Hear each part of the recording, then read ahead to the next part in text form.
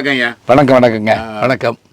துக்ளக் பத்திரிகைக்காக உங்களுடைய பொன்னான நேரத்தை எங்களுக்காக ஒதுக்கி கொடுத்ததுக்கு ரொம்ப நன்றி. துக்ளக் வாசகர்கள் துக்ளக் சார்பாக உங்களை பேட்டிக்கான வந்திருக்காங்க. நேரம் ஒதுக்குனதுக்கு ரொம்ப நன்றி தெரிவிச்சுக்கிறேன். இப்போ முதல் ஒரு துவக்கத்தை மட்டும் நான் பண்ணிடுறேன். அதான் எனக்கு ஒன்று என்னன்னா, வந்திருக்கவங்களை அறிமுகம் பண்ணி அவங்களே சொல்லிட்டாங்கன்னா அப்படி நான் யாருன்னு தெரிஞ்சுக்கிடுவேன், வாசகர்கள் தெரிஞ்சுக்கிடுவாங்க. நான் துக்ளக்குடைய தென் தமிழக நிருபர் இதயா. சரிங்க ஐயா. வணக்கம்.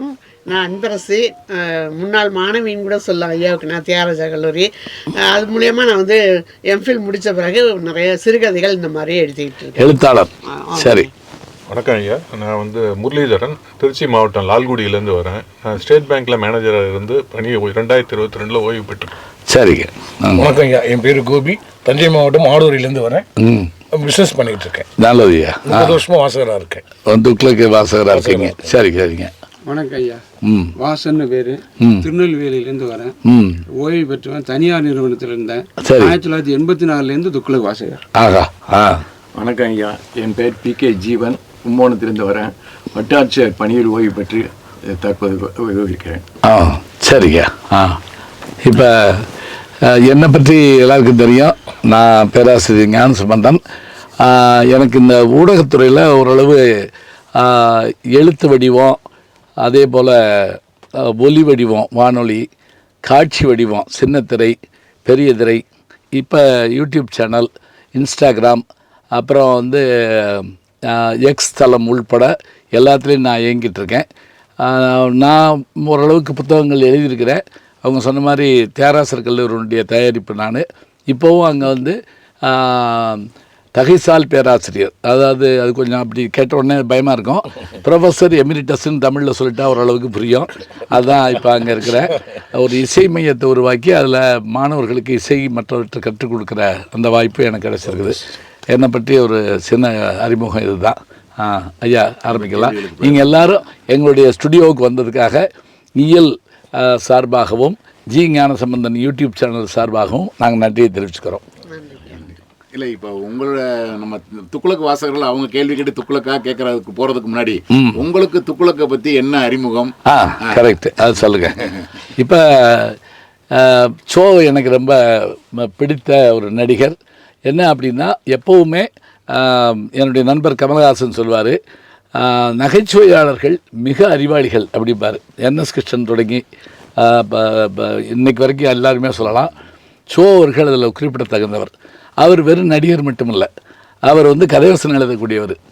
நினைவில் நின்றவள், பொம்மலாட்டம், அது மாதிரியான முக்தா பிலிம்ஸ் படத்துக்கு பூரா எழுதுவார். அவர் நடிக்க கூட்டு வந்தது சிவாஜி தான் சொல்லுவாங்க. பார்மகளை படத்தில் தான் முதல்ல இது பண்ணுறாங்க. கலைஞர் படத்தில் வசனம் பேசி நடிக்கவும் செஞ்சுருக்காரு. மறக்க முடியுமா படத்துலையும் நடிச்சிருக்காரு. அப்புறம் பத்திரிக்கை ஆரம்பிக்க வர்றாரு.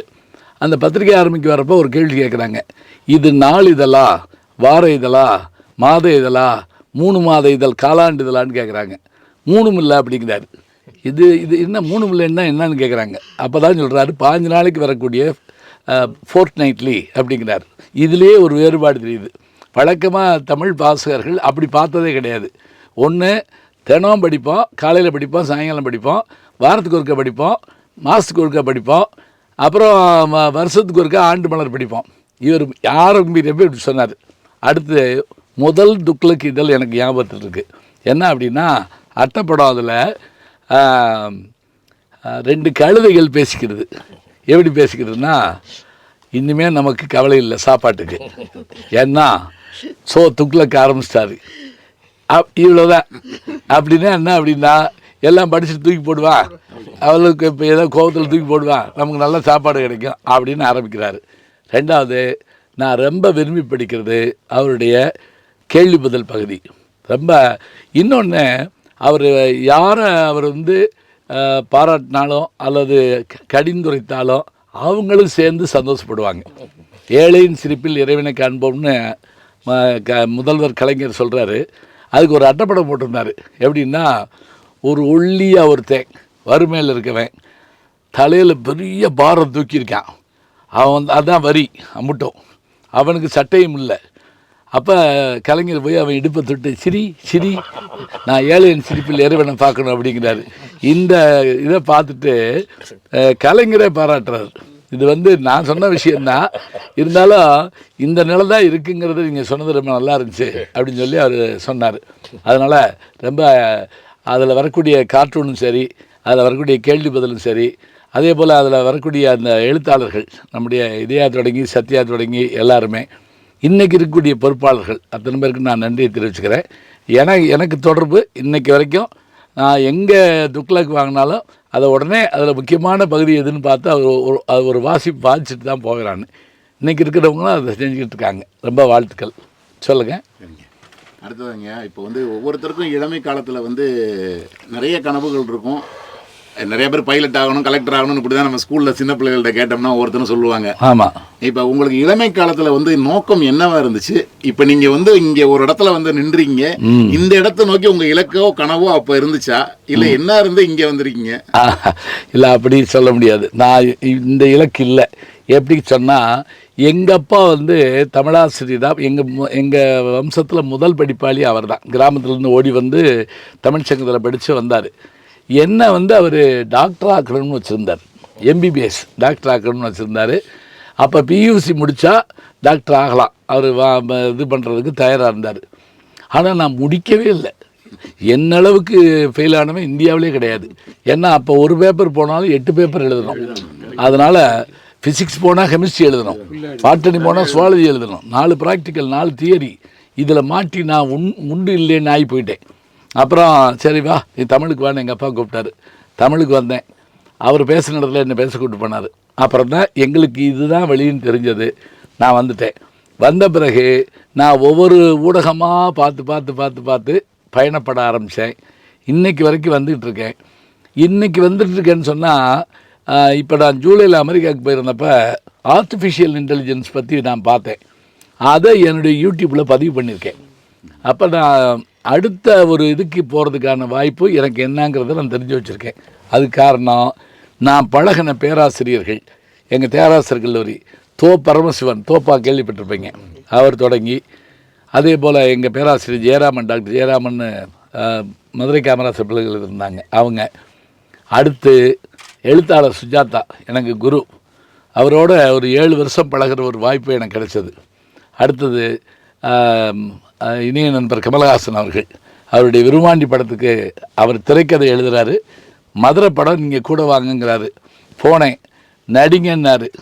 50 படம் வரைக்கும் வந்துட்டு இன்றைக்கி 2018 நீங்கள் ஏன் யூடியூப் சேனல் ஆரம்பிக்கலன்னு கேட்டார். ஆரம்பித்தேன். 3 லட்சம் பேர் வந்தோடனே அவர்கிட்ட போய் 3 லட்சம் பேர் வந்துட்டாங்க, ஒரு பேட்டி கொடுங்கன்னேன். பேட்டி கொடுத்து வாழ்த்து கொடுத்தாரு. என்ன செய்ய போகிறீங்கன்னாரு. 10 லட்சம் சப்ஸ்கிரைபர்ஸ் லட்சியம், 5 லட்சம் நிச்சயம் அப்படின்னு சொன்னேன். அவர் சொன்னார் உங்கள் லட்சியமே நிச்சயம்னு சொல்லி ஒரு பேட்டி கொடுத்து வாழ்த்து சொல்லியிருக்காரு. இப்போ அநேகமாக நெருக்கி 4 லட்சம் பேருக்கு வந்துட்டோம். 5 லட்சம் 10 லட்சம் வந்துடுவோம்னு நான் நம்புகிறேன்.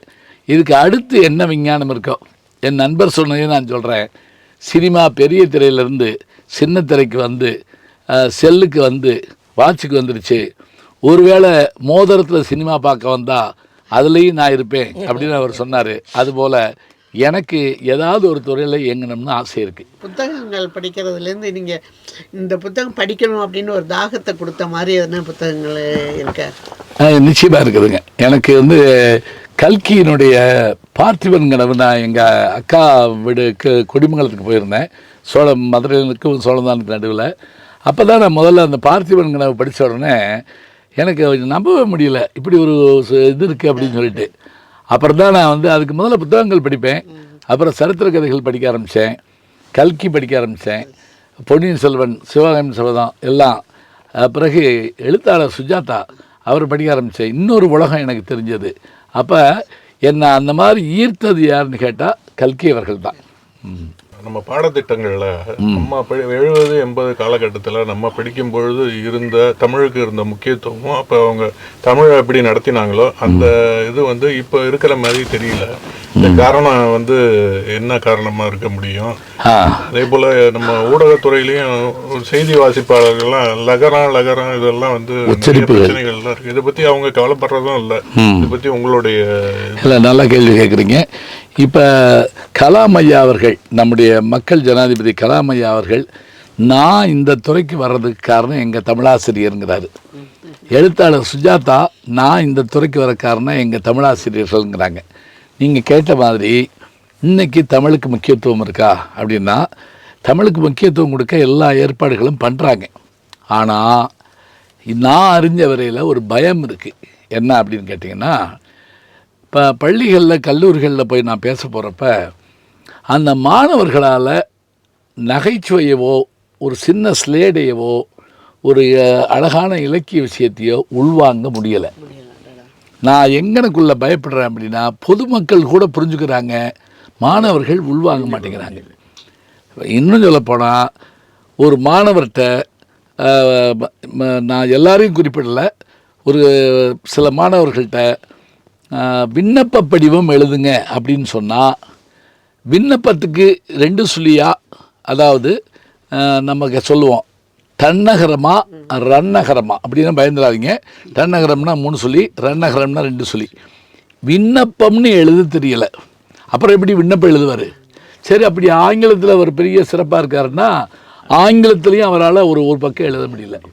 இப்போ நமக்கு இதுதான் ஒரு பயமாக இருக்குது. மேல்நாடுகளில் இங்கேருந்து போன தமிழர்கள், இலங்கை தமிழர்கள் மிக அருமையாக தமிழ் பள்ளிகள் தொடங்கியிருக்காங்க. ஆஸ்திரேலியாவில் அவரவர் தாய்மொழி சிறப்பாக படித்தா வேலை வாய்ப்பில் மற்றவற்றில் முதல் மரியாதை அவங்களுக்கு கிடைக்குது. அவங்க தமிழ் படிச்சிருந்தா தமிழுக்கான மரியாதை கொடுத்து ஸ்டார் கொடுத்து வேலை வாங்குறாங்க. அப்படியான நிலைமை இங்கே வரணும். அதுக்கு நீங்கள் கேட்ட கேள்விக்கியா நான் ஒரு 10 ஆண்டாக ஒரு விஷயம் சொல்லிக்கிட்டே வர்றேன்.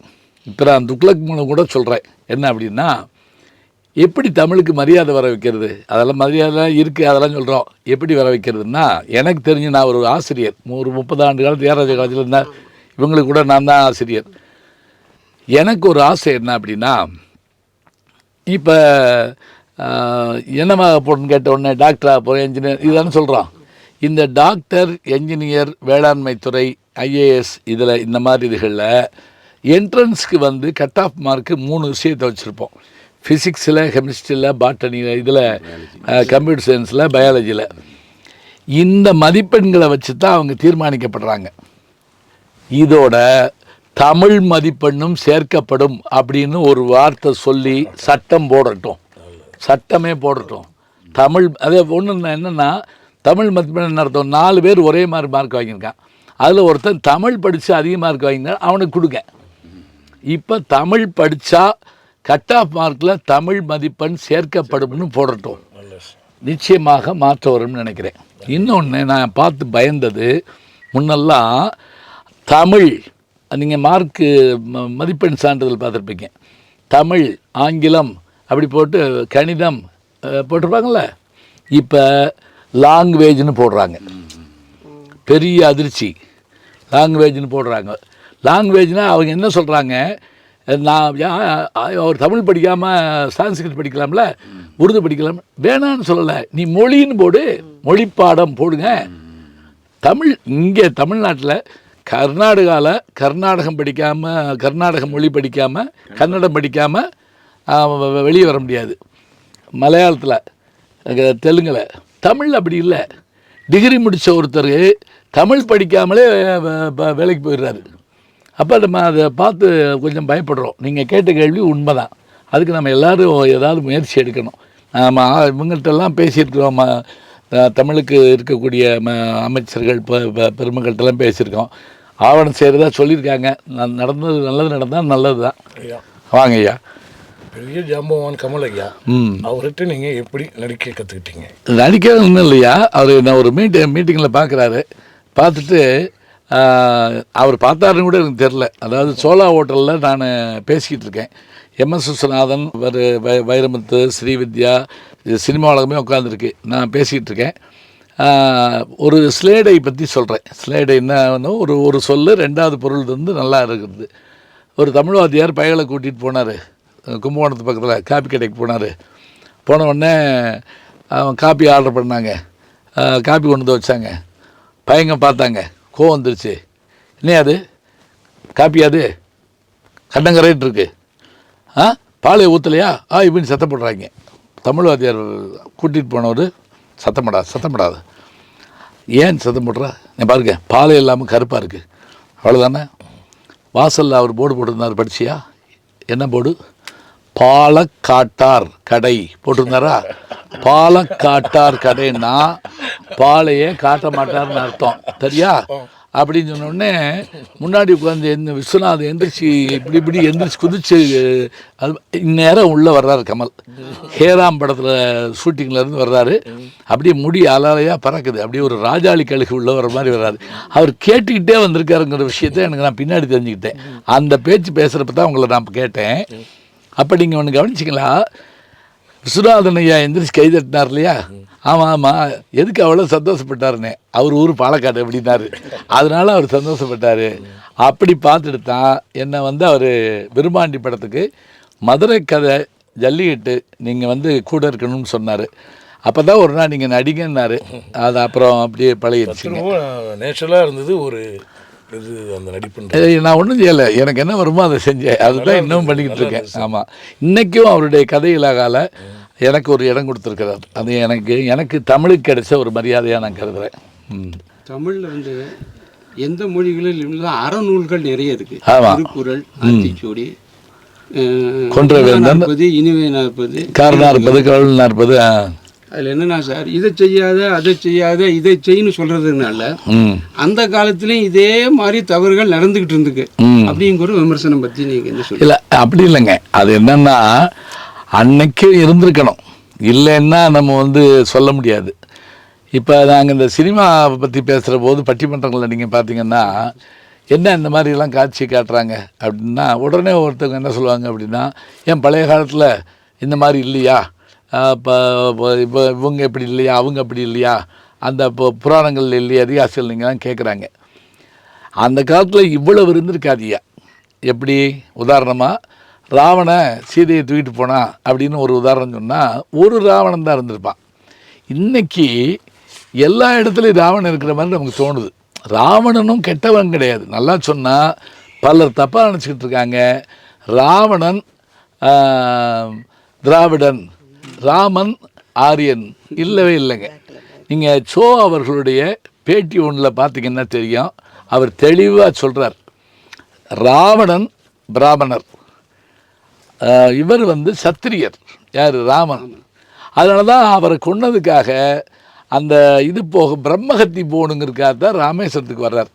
அதனால் அன்னைக்கு என்ன சொன்னாங்க அப்படின்னா, அன்னைக்கு குறையாக இருந்தாங்க. அது மட்டும் இல்லை, சாலை விதிகள் போட்டு வைக்கிறது எதுக்காக அப்படின்னா, ஆக்சிடெண்ட் ஏற்பட்டுக்கிட்டே இருக்குங்கிறதுனால இல்லை, ஏற்படக்கூடாதுங்கிறதுக்காகத்தான். இங்கே தான் ஒன்றுமே ஆக்சிடெண்ட் இல்லையே, அப்புறம் எதுக்கு இது போட்டிருக்காங்க? பார்த்து போகவும், ஹார்ன் அடிக்கவும், செல்கோ பேசிக்கொண்டு போகாதீர்கள், இதெல்லாம் இருந்துக்கிட்டே இருக்கணுங்க காலங்காலத்துக்கு. அப்போ வருவான், இன்றைக்கி வருவான், நாளைக்கு வருவான். ஆனால் நீதிகள் மாறாமல் இருக்கணும். இருந்தால் தான் மனுஷனை நெறிப்படுத்த முடியும். அதுக்கு தான் இப்போ நம்ம கேட்குற மாதிரி திருவள்ளுவர் சில விஷயம் சொல்கிறப்ப இன்றைக்கி நம்ம படித்து பார்த்து ஆச்சரியப்படுறோம். நண்பனை தேர்ந்தெடுங்கிற விஷயத்தில் திருவள்ளுவர் மாதிரி யாருமே சொல்ல முடியாது. 5 அதிகாரம் சொல்கிறார். நட்பு, நட்பு ஆராய்தல், தீ நட்பு, கூடா நட்பு, பழமை பழகுதல்னு ஒன்று. இந்த 5மே என்னென்னா, நீ நல்ல நண்பனை தேர்ந்தெடுக்கலாம் உன் வாழ்க்கை கெட்டு போகும். இன்றைக்கி மோட்டிவேஷன் ஸ்பீச்சில் பூரா அதுதான் சொல்கிறோம். அதை ஒன்று சொல்கிறாரு, எப்பா உனக்கு எப்போ கெடுதி வருதோ அப்போ தான் உன் உண்மையான நண்பனை கண்டுபிடிக்க முடியும். ஏன்னா நீ கஷ்டம் வர்ற போது ஃபோன் பண்ணால் சில பேர் ஃபோனே எடுக்க மாட்டான், ஃபோன் எடுத்து சில பேர் யோசனை சொல்லுவான், சில பேர் அப்படி பண்ணுவான். அதுக்குள்ளே ஒருத்தர் என்ன செய்வான், நம்ம கஷ்டத்தை தீர்த்துட்டு நமக்கு ஃபோன் பண்ணி, டேய் பயப்படாத நான் பார்த்துக்கிட்டேன் அப்படின்னு சொல்லுவான்ல, அவன் தாண்டா உண்மையான நண்பன். அப்படின்னா உனக்கு கஷ்டம் வரணும்டா. கேட்டினும் உண்டோர் உறுதி, கிளைஞரை நீட்டி அளப்பதோர் கோல். கோல்னா என்ன? அளவு கருவி. இன்றைக்கி கூட ஸ்கேல்னு வச்சுக்கோங்களேன், கோலுக்கு பதிலாக. உனக்கு கேடு வருகிற போது தான் உன் நண்பன் உன்கிட்ட எவ்வளவு டிஸ்டன்ஸை மெயின்டைன் பண்ணுறான்னு தெரியுங்கிறத 2000 வருஷத்துக்கு முதல்ல சொல்கிறாரு. இன்றைக்கி அது பொருந்தி வருது. அப்போ நமக்கு அவங்க யார் இதில் கூட கேட்பாங்க, திருக்குறளில் தமிழ்ங்கிற வார்த்தை இல்லையே, வேண்டியதில்லை. ஏன்னா அவர் உலகத்துக்கு எழுதுகிறாரு, உலகத்துக்காக எழுதுகிறாரு, மனித இனத்துக்காக எழுதுகிறாரு. இதை ஒரு கொரியன் படித்தாலும் புரியணும், ஒரு அமெரிக்கன் படித்தாலும் புரியணும், யார் படித்தாலும் புரியணும். அதுக்காக வணக்கம் ஐயா. ஐயா. நீங்கள் தமிழ் பேராசிரியராக பணிபுரிந்திருக்கீங்க, பட்டிமன்ற பேச்சாளராக பணிபுரிந்திருக்கீங்க, திரைப்படத்துறையிலையும் பணிபுரிந்திருக்கீங்க. எந்த பணி உங்களுக்கு ரொம்ப பிடித்தமான பணியாக நீங்கள் நினைக்கிறீங்க? எப்பவுமே பேராசிரியர் தான்யா. எப்பவுமே பேராசிரியர். ஏன்னா இதுதான் இதை வச்சு தான் நான் எல்லாத்துக்குமே போனேன். பேராசிரியர் ஞானசம்பந்தம் தான் எனக்கு இது எல்லாமே. மற்றதெல்லாம் அவங்க நம்ம சொல்கிறபடி கேட்போம். இதில் நம்ம தான் தீர்மானிக்கிறோம். இன்னொன்று, நம்ம பேசுகிறதுக்காக படிக்கிறோம், படித்ததை சொல்லணுங்கிறதுக்காக பேசுகிறோம். இது தொடர்ந்துக்கிட்டே இருக்கும். அப்போ நான் ஓய்வு பெற்ற போது நான் ஒரு இழப்பு எனக்கு ஏற்பட்டதாக நினச்சேன். ஐயோ, வகுப்புக்கு போக முடியலையே அப்படிங்கிற மாதிரி ஒரு இது இருந்தது. அதனால தான் மேல் நாடுகள் எப்படி தெரியுங்களா, எப்படி மருத்துவர் வாழ்நாள் பூரா மருத்துவரோ, ஒரு சட்ட நிபுணர் வாழ்நாள் பூரா சட்ட நிபுணரோ, சயின்டிஸ்ட்டு, அது மாதிரி ஆசிரியர்களுக்கெல்லாம் மேல்நாடுகளில் அவங்களுடைய உடல்நிலையை பொறுத்து அவங்களுக்கு இதே கிடையாது, ஓய்வு கிடையாது. பணி நீட்டிப்பு இருந்துகிட்டே இருக்கும். நான் கனெக்டிகேட்டுக்கு போயிருந்தேன், எங்கள் அமெரிக்காவில் ஏல் பல்கலைக்கழகம், அண்ணா பேரறிஞர் அண்ணா அந்த பல்கலைக்கழகத்துக்கு போயிருந்தேன். அங்கே தமிழ் இருக்குது. இப்போ ஹார்வர்டில் தமிழ் இருக்க மாதிரி, இதில் ஹியூஸ்டனில் தமிழ் இருக்க மாதிரி இப்போ அங்கே இருக்குது. அங்கே நான் தமிழ் மாணவர்கள்ட்ட பேசிக்கிட்டு இருக்கேன். ஜான் பெர்னார்ட் பெய்டன் அங்கே இருந்த ஒரு மாணவர் தமிழ்நாட்டுக்கு வந்து, நீங்கள் கூட பார்த்துருப்பீங்க, ஒரு ஆங்கில அமெரிக்கர் வந்து தமிழ்நாட்டு மேடை பேச்சு பற்றி ஆராய்ச்சி பண்ணார். தோப்பாட்டையும் எங்கிட்டையும் வந்து இது பண்ணார். வாரியார் தொடங்கி தீப்பொறி ஆர்வம் வரைக்கும் பேசி இது பண்ணி அதில் போட்டிருப்பார். எப்படி ப்ரெசன்டேஷன் அப்படிங்கிற விஷயத்தை சொல்லியிருப்பார். அவர் நாங்கள் பேச வச்சுட்ருக்கப்ப அப்போது ஒரு பெரிய பேர் வர்றார், 6 அடி உயரம் இருப்பார் ஒருத்தர். அப்படி இந்த போனி டெயில் மாதிரி போட்டிருக்காரு. அவர் வேகமாக வர்றாரு. அவரை பார்த்த உடனே எல்லோரும் ஓடுறாங்க. ஓடுனோடனே அவர் போய் வகுப்புகளெல்லாம் போகல, அந்த இதில் லேண்டில் போய் உட்கார்ந்தார். ஒரு ஸ்டோன் பெஞ்சில் உட்கார்ந்தார். எல்லோரும் சுற்றி உட்காந்துருக்கவங்களாம் யாருன்னு பார்த்தீங்கன்னா பிஹெச்டி பண்ணுறவங்க எல்லோரும். அவர் ஒரு காஃபி சாப்பிட்றாரு. என்ன சொன்னோம், என்ன வேணும் அப்படி ஒன்றா கேட்குறாரு. டயத்தை பார்க்குறாரு, 20 நிமிஷம் ஆச்சு. சரி ரைட், நம்ம பார்க்கலாம், இதில் நீங்கள் இதில் பண்ணுங்க அப்படின்ட்டு கிளம்புறாரு. நான் இவர் யாருன்னு கேட்டேன். இவர் ஓய்வு பெற்ற பேராசிரியர். அப்படி பேசிக்கிட்டே போய்கிட்டே இருக்கோம். நான் போய் என்ன நினச்சேன், அவர் எந்த காரில் ஏறுறாருன்னு பார்ப்போம் அப்படின்னு சொல்லிட்டு பார்த்தா வெளியே ஒரு விமானம் நிற்கிதுங்க, சார்ட்டர் ஃப்ளைட் நிற்கிது. 85 வயசு. அப்புறம் அது மேலே மட்டும் இல்லை, இவர் தான் போன ஆண்டுக்கு ஆண்டு நோபல் பரிசு வாங்கினவருங்கிறாங்க. இவர் 40 கல்லூரிகளுக்கு விசிட்டிங் ப்ரொஃபஸராக இருக்கார், வருகை தரு பேராசிரியராக இருக்கார். 40 கல்லூரிக்கு போக ரயிலோ காரோ வசதி இல்லைன்னு சொல்லி ஃப்ளைட் வச்சுருக்கிறாரு. ஆளாக பறக்கிறார் நம்மள சொல்லுவோம்ல. அவருக்குடைய வயதை பற்றி யாரும் கவலைப்படலை. அவருடைய அறிவு பயன்படணும்னு அரசாங்கம் நினைக்குது. அவரும் உற்சாகமாக வந்துட்டு போகிறார். 85 வயது அவருக்கு. அப்போ பாருங்கள், கல்வி கரையில் கற்பவர் நாள் சில வெல்ல நினைக்கின் பிடிபலன்னு நாலடியாரில் சொல்லும். கல்வி வந்து அதுக்கு எல்லை இல்லை, படிக்கிறதுக்குமே எல்லை இல்லை, அதை சொல்கிறதுக்கும் வயதில்லை அப்படிங்கிறதா உண்மை. இப்போ நீங்கள் வந்து பேராசிரியராக இருந்தீங்க, அதுக்கப்புறம் ஒரு பேச்சாளராக உருவெடுத்தீங்க. ஆமாம். அதுக்கப்புறம் வந்து இந்த மாதிரி ஒரு பட்டிமன்றங்களுக்கு எங்கே ஆரம்பிச்சிங்க, அது எப்படி நடுவர் அந்த உயரத்துக்கு எப்படி ரீச் ஆனீங்கன்ற வாசகர்களோட பகிர்ந்துட்டாங்க. அது நல்லது தான். நான் பேச்சாளர்னாலாம் வரணும்லாம் இல்லைங்க. அதில் என் முத பேச்சு இருக்குல்ல, உலக ஃபெயிலியர். இந்த இதில் நம்ம முள்ளிப்பள்ளத்தில் ஒரு நாள் எங்கள் அப்பா நாளைக்கு இலக்கியம் பண்ணுறோம், அதில் நீ பேசணும்னு சொல்லிட்டாரு. 8ஆம் கிளாஸ் படிக்கிறப்ப அதில் போய் அந்த பெஞ்சு மேலே ஏறி நின்று பேச போய் கிடுகிடுன்னு நடுங்கி உங்களிடையே பேச வந்திருக்கிறேன் நான் சொல்லி என் பேர் மறந்து போச்சுங்க. பேர் மறந்து போச்சுன்னா என்ன முயற்சி பண்ணாலும் என் பேர் வரமாட்டேங்குது. அப்புறம் நான் பேச வந்திருக்கிறேன்னு சொல்லிட்டே இருக்கேன்.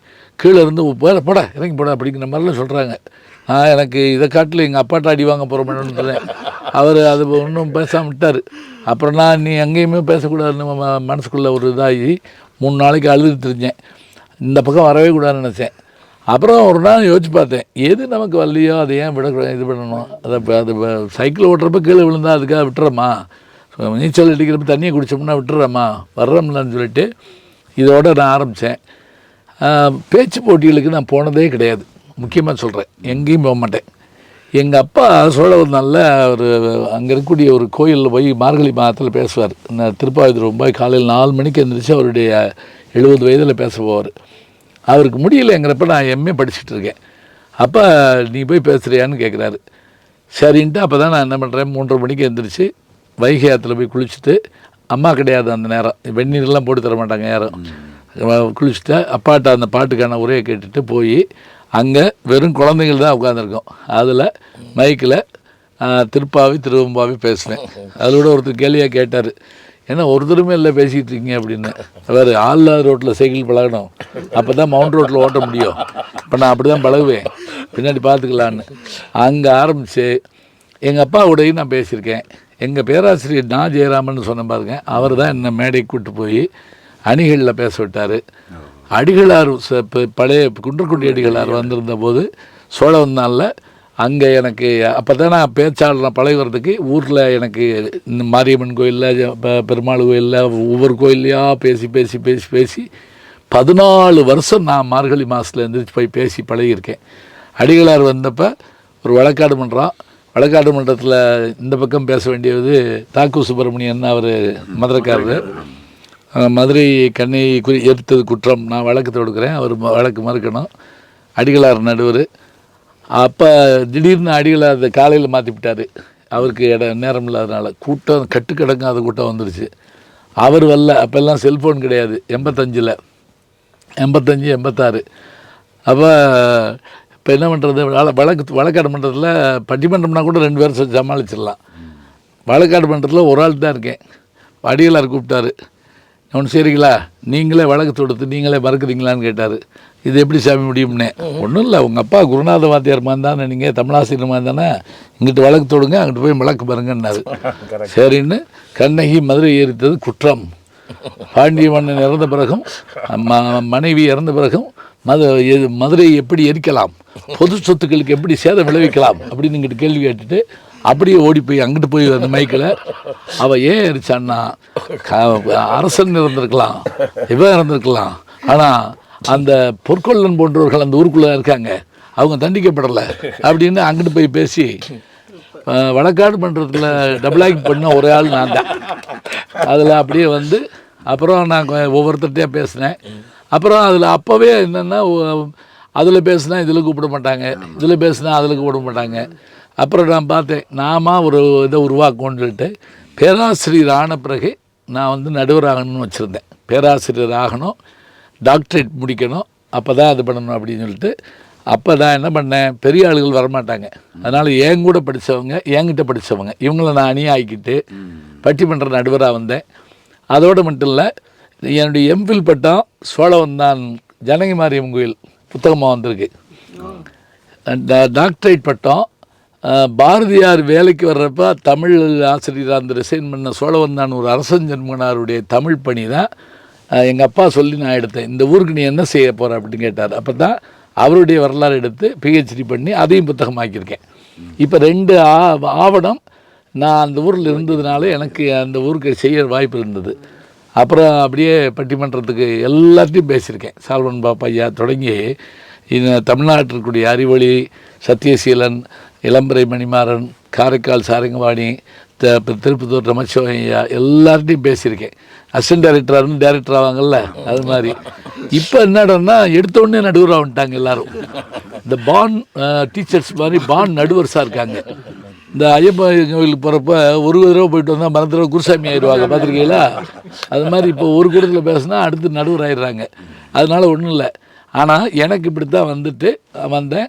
அப்புறம் வானொலி, அப்புறம் ஜெயா டிவியில் பேசுகிறதுக்கான வாய்ப்பு கிடைச்ச பிறகு ஒரு 2000லேருந்து 2018 வரைக்கும் காலை நிகழ்ச்சி, காலை மலரில் இன்றைய சிந்தனை, அப்புறம் பட்டிமன்றம், நேர்முக வர்ணனைகள், அவங்க நல்லா வாய்ப்பு கொடுத்தாங்க எனக்கு. அந்த அம்மா வந்து நல்லா இது பண்ணி, இப்போ உதாரணமாக திருச்செந்தூரில் சூரசம்ஹாரம், திருவண்ணாமலை ஜோதி, திருநள்ளாறு சனிப்பெயர்ச்சி, இது மாதிரி எல்லாத்துக்கும் நேர்முக வர்ணனை, பட்டிமன்றம், காலை நிகழ்ச்சி, எல்லா இதுகளுக்கும் எனக்கு வாய்ப்பு கிடைச்சது. பிறகு நான் அயல்நாடுகள் போக ஆரம்பித்தேன். 2000 ஆரம்பித்தேன். சிங்கப்பூர், மலேசியா, இன்றைக்கி வரைக்கும் ஒரு 10 முறை அமெரிக்காவுக்கு போயிருக்கேன். எல்லா நாடுகளும் போகாத நாடு இல்லை. எல்லாத்துக்கும் கொண்டு போனது எதுன்னா, நான் படித்த தமிழ் தான் என்னை கொண்டு போச்சுன்னு நான் நினைக்கிறேன். அது மூலமாக தான் சினிமாவுக்கு வந்தேன். சினிமா மூலம் தான் சின்னத்திரைக்கு வந்தேன். அது மூலம் தான் இப்போ விளம்பரம் உள்பட வந்துக்கிட்டு இருக்கேன். ஐயா இப்போ நீங்கள் நிறைய சாதனைகள் கலைத்துறை, இலக்கியத்துறை, அது எல்லாத்துலேயும் சாதிச்சிட்டீங்க. இன்னும் சாதிக்கணும் அப்படின்னு உள்ளுக்குள்ள அதை ஏதாவது தகிச்சுக்கிட்டு இருக்காங்க? இல்லை, இதெல்லாம் சாதனைன்னு நீங்கள் சொன்னீங்கன்னா அது சாதனையே கிடையாதுங்க. அது என்ன அப்படின்னா, நாம் ஓடுற போது இந்த மைல்கல்லை தாண்டிட்டோம் அந்த மைல்கல்லை தாண்டிட்டோங்கிறதுலாம் இல்லைங்க. ஒரு இலக்கு இருக்குது, அந்த இலக்கை நோக்கி நம்ம ஓடணும். அந்த இலக்குன்னா என்னென்னா, ஓடிக்கிட்டே இருந்து என்ன செய்ய போகிறோம், என்ன வேணும் உனக்கு அப்படின்னு. அப்படி இல்லை, நாம் அன்றாடம் நம்மளை புதுப்பிச்சுக்கிட்டே இருக்கணும். கலைஞர் ஒரு இதில் சொல்வார், மீட்டப்படாத வீணையும் தீட்டப்படாத கத்தியும் அது பயனற்று போய்விடும் அப்படிம்பார். அதுபோல் நம்ம நம்முடைய அந்த 18 ஆண்டு காலம் நான் படித்தேன்னு சொன்னேன், பேசுனேன்னு சொன்னால் பேசுகிறதுக்காக படிப்பேன். அது நம்ம நீங்கள் இப்போ 10 தலைப்பில் பேசிட்டு வரணும். வெள்ளிக்கிழமை போவேன், சனிக்கிழமை காலையிலேருந்து சாயங்காலத்துக்குள்ளே, திங்கள் டு வெள்ளி 5 நாள், அப்புறம் அடுத்த திங்கள் டு வெள்ளி 5 நாள் போயிட்டு, ஏன்னா லீவு கிடைக்காது. வேலை பார்த்துக்கிட்டே தான் இப்போ டிவிக்கு வந்தேன், வேலை பார்த்துக்கிட்டே தான் சினிமாவுக்கு வந்தேன், வேலை பார்த்துக்கிட்டே தான் வெளிநாட்டுக்கு போனேன்.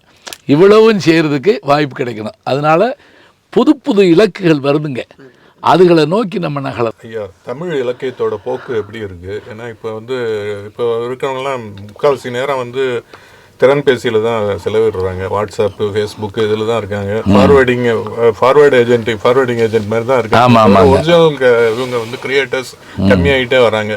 அதான் படிப்புங்கிறது, வாசிப்புங்கிறதே ரொம்ப அருகி போய் வருது இந்த நேரத்தில். இப்போ எப்படி அதாவது இன்னொன்று என்டர்டெயின்மெண்ட் அந்த காலத்தில் ரொம்ப குறைவாக இருந்தது. பல குப்பைகளுக்கு நடுவில் நல்லதை தேட வேண்டியதாக இருக்குது. அதை பற்றி உங்களோட இல்லையா, இது குப்பைன்னு இல்லை, நாலடியார்லேயே நாம் அப்போ சொன்ன பாட்டு தான். இந்த அதிகமான கல்வி அதிகம், நம்ம வாழ்நாள் குறைவு, நமக்கு நோயும் வந்துடுது. இதுக்கு நடுவில் நம்ம அன்னப்பறவை மாதிரி வாழணும்.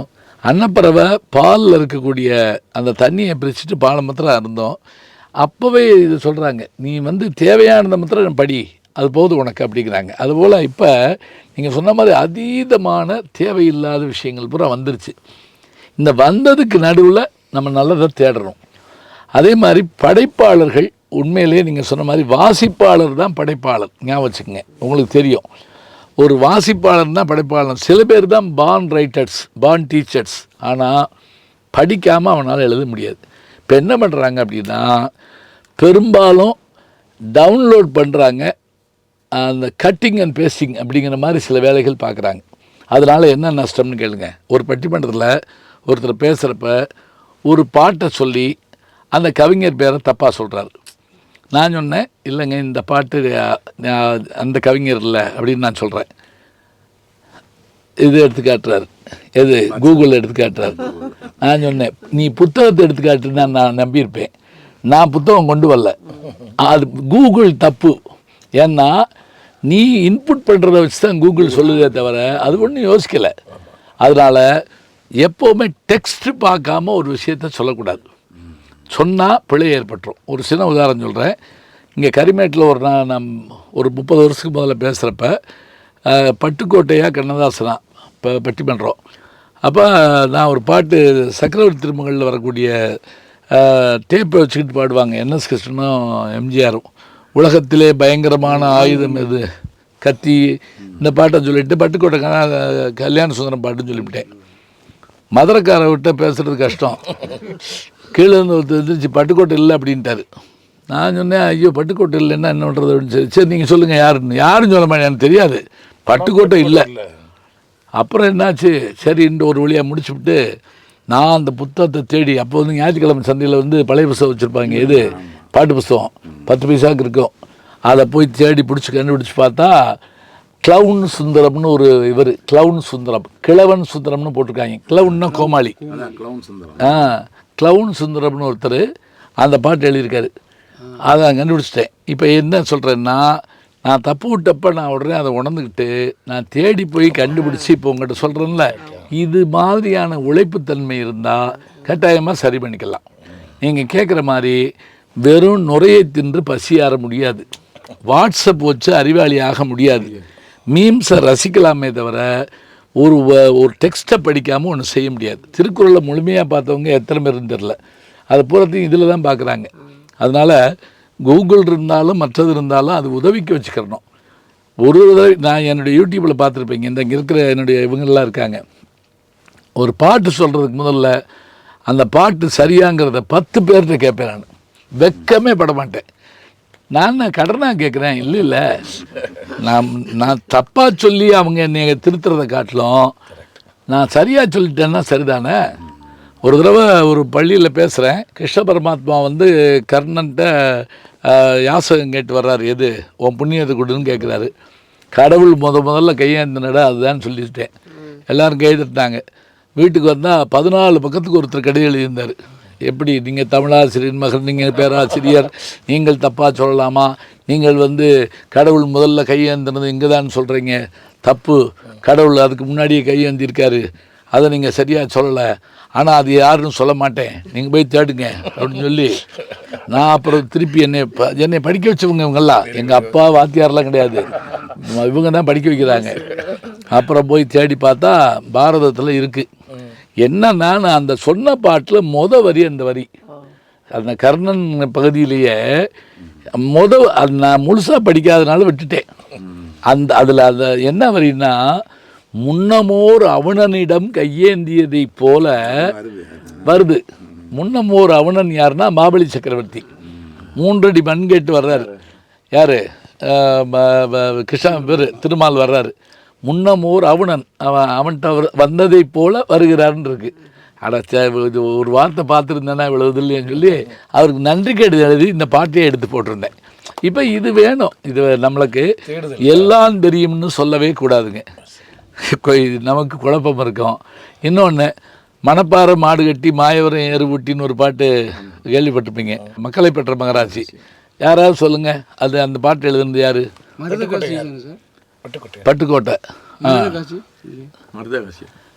நீங்கள் மருதகாசி, நீங்கள் சாய்ஸ் தானே, சும்மா சொல்லுங்களேன், வைரமுத்து சொல்லாதீங்க. என்ன அவர் அப்பா படிச்சுக்கிட்டு இருந்தார், சொல்ல முடியல. இல்லை நீங்கம்மா பட்டுக்கோட்டை. பட்டுக்கோட்டை இல்லை. கண்ணாசன் புத்தகத்தை எடுத்து பார்த்தீங்கன்னா தொகுப்பில் இந்த பாட்டு இருக்கும். பட்டுக்கோட்டை புஸ்தகத்தை எடுத்து பார்த்தீங்கன்னா இருக்கும். 2 பேரும் எழுதலை. அது வந்து நீங்கள் சொன்னால் மருதகாசி எழுதுந்து. இப்போ பாருங்கள், பதிப்பிக்கிறப்பே தப்பு விடுறாங்க. ஒரு தடவை ஒரு இதில் ஜோக்கு இது பண்ணியிருந்தார். ஒருத்தன் அப்பாட்ட சொல்கிறான், என்னடா ரிசல்ட் வந்துச்சு, என்னாச்சு? அப்பா ஃபெயிலாக போயிட்டேன். அப்புறம் சாயங்கால பேப்பரில் பார்த்தேன், பாஸ் ஆகிட்டேன். பரவாயில்லடா. அப்புறம் மறுநாள், என்னடா பாஸ் ஆகிட்டியா? இல்லைப்பா, காலை பேப்பரில் பார்த்தேன், ஃபெயில் ஆகிட்டேன். சரி, எதுக்கு சாயங்கால பேப்பரை பாரு. சாயங்காலம் பார்த்து பாஸ் ஆகிட்டேன், பரவாயில்லடா அப்படின்ட்டு. அப்புறம் ஏன்டா வருத்தமாக இருக்க? இல்லைப்பா, நான் பரீட்சைக்கே போகலப்பா. இவன் போகாதவனுக்கு பாஸு பெயிலுன்னு நம்பர் வந்துக்கிட்டே இருக்குன்னு நான் துக்ளக்கில் படிச்சிருக்கேன். அதாவது ஒரு நடக்காத விஷயத்தை கூட இப்படி நம்ம வந்து என்ன செய்வோம், போகவே இல்லாமல் சில பேர் கேட்டு இந்த சில பேர் வானிலை இது எழுதுகிறப்ப என்ன செய்வாங்களாம், வெளியே போய் எட்டி பார்த்து வானம் மப்பு மந்தாரமாக இதான் வானிலை அறிக்கை இப்படியா எழுதுவாங்க. நியாயப்படி இன்னைக்கு சேட்டலைட் சொல்கிற மாதிரி அதை சொல்லணும். அதுக்காக சரிங்க. ஆமாம் ஆமாம் ஆமாம் ஆமாம் ஆமாம் சொல்லுவாங்க. வாலி உட்கார்ந்துருந்த மேடையிலேயே கண்ணாசனுக்கு நினைவஞ்சலி எல்லாரும் உட்காந்துருக்காங்க. எஸ்பி முத்துராமன், இவங்க மனோரமா எல்லாரும் உட்காந்து, திரையுலகமே இருக்குது, வாலியை உட்காந்துருக்காரு. நம்ம எந்திரிச்சு அப்படியே கண்ணாசனை சொல்லுது, நான் கதாநாயகியை நடிச்சிட்டு இருந்தேன்னே மாலையிட்டமங்கையில் காமெடியாக நடிக்க சொல்கிறாரு. நான் கவலைப்படுறேன், என்னென்ன காமெடியை நடிக்க சொல்கிறீங்களே என்ன? எப்பா, கதாநாயகிக்கு 10 வருஷம்தாம்மா வாழ்க்கை, நீ காமெடி நடிகை 1000 படத்தில் நடிப்பேன்னு சொன்னார். இன்றைக்கி நான் 1000 படத்தில் நடிச்சிருக்கேன். அவர் இறந்துட்டார். அவர் எழுதின மாதிரி அந்த கண் போன போக்கிலே கால் போகலாமா பாட்டை யார் எழுத முடியும் சொல்லி அந்த அம்மா அழுது, அங்கே இருக்கவங்களாம் அழுது, வாலியை அழுதுருக்காரு. ஏன்னா அது அவர் பாட்டு. என்னன்னா ஒரு சொல்கிறாரு, நான் என் பாட்டை தான் எல்லாரும் சொல்லி அழுகுறாங்க, ஆனால் கண்ணாசன் அளவுக்கு என்னை சொல்கிறாங்கல்ல, அது போதுன்ட்டார் அவர். அதான் நீங்கள் இது கூட கேள்விப்பட்டிருப்பீங்க, நம்ம இந்த இவர் சங்கீத உலகில் பெரிய ஆள் வந்து இந்த ஒரு நாள் போதுமா பாட்டு பாடுவார்ல பாலமுருகிருஷ்ணா, அவரை வந்து அந்த படத்தில் பாலையாவுக்கு பாட விட்டுருப்பாங்க. அப்புறம் சிவாஜிக்கு டிஎம்எஸ் பாடி அவர் பாட்டும் நானே பாடும் அந்த பாவம் நானே பாட்டில் வின் பண்ணுவார். இப்போ இந்த படம் எடுக்கிறதுக்கு முதல்ல இவங்க பதிவு பண்ணுறப்ப பாலமுருகிருஷ்ணாட்ட போய் சொல்கிறாங்க, என்ன இருந்தாலும் நீங்கள் டிஎம் சௌந்தரராஜன்கிட்ட தோக்கலாமா, அவர் சினிமா பாடகர், நீங்கள் தோக்கலாமா, நீங்கள் சங்கீத சாம்ராட் தோக்கலாமா? இவர் சொன்னாராம், டிஎம் சௌந்தரராஜன் தோக்கலை, சிவபெருமான்கிட்ட தோக்குறேன், அதெல்லாம் தப்பு கிடையாது, நீ அப்படி பாரு அப்படின்ட்டு போயிட்டாரான். அது மாதிரி ஒரு நல்ல நல்ல விஷயங்களை உள்வாங்க தெரிஞ்சாலே போதும். ஐயா, நீங்கள் நிறையா கல்லூரியில் பேசியிருக்கீங்க. 90 உள்ள மாணவருடைய மனநிலையும் இப்போ 24 உள்ள மாணவருடைய மனநிலையும் எப்படி அதை திருத்தறதுக்கு என்ன திருத்தள்ள முடியாதியா? 90களில் மற்றதுலாம் இது இன்னும் சொல்ல படம் உங்களுக்கு கலைக்கல்லூரி, அறிவியல் கல்லூரி, அதே மாதிரி மெடிக்கல் மருத்துவக் கல்லூரி, சட்டக்கல்லூரி இதுகளில் போகிறப்ப சட்டக்கல்லூரி மாதிரி இடங்களில் சில நேரங்களில் சிரமப்படுவோம் ஐயா. அவங்க வந்து என்ன பண்ணுவாங்கன்னா கேக்கு கொஞ்சம் கரெக்டாக பண்ணிக்கிட்டு இருப்பாங்க. மருத்துவக்கோட்டையில் கூட சில சமயம் அந்த மாதிரி அது தமிழ் தானன்னு சொல்லி ஒரு மாதிரியாக இது பண்ணுவாங்க. அப்போ ஆர்ட்ஸ் காலேஜ் இதுகள் எல்லாம் பரவாயில்ல, சில இதில் வந்து ஆசிரியர்களை கட்டுப்பாடாக வச்சுருப்பாங்க. ஆனால் கட்டுப்பாடாக வச்சா என்ன ஆகும்னா அவன் இயல்பாக சிரிக்க மாட்டான். இப்போ நான் ஒரு ஸ்கூலுக்கு ரொம்ப நாளைக்கு முதல்ல போயிருந்தேன். நானே போகிறப்ப 3:30 மணி ஆயிடுச்சு, ஏன்னா பள்ளிக்கூடம் 4 மணிக்கு மூடுறோம்.